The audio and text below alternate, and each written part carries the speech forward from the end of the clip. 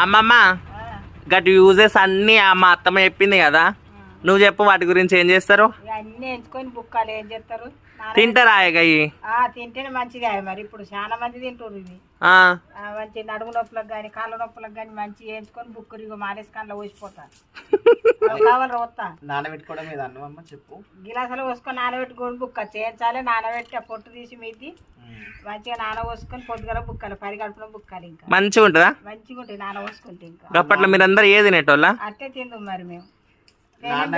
నీళ్ళు కూడా తాగాలంట కదమ్మా. పెనం పెట్టి వేయించుకొని నానబెట్టి పొద్దుగాల పొద్దుకి పోసి పొద్దుగాల తాగుదాం ఆ నీళ్ళు. మరి మేము మంచిది అది. వావ్, చూడండి ఫ్రెండ్స్, ఇన్ని ఫలితాలు ఉన్నాయి వీటి వల్ల అనేసి నాకు మా అత్తయ్య మా అమ్మమ్మ చెప్పే వరకు అయితే నాకు తెలీదు. అసలు చాలా మంది తెలియదు. అమ్మో కాలు కోస్తే చేతులు కోస్తే అంటారు, కానీ ఈ చింతగింజల వల్ల మస్తు ఉపయోగాలు ఉన్నాయి. కానీ మళ్ళీ అతిగా తినద్దు, అది లిమిట్ గా తినాలి.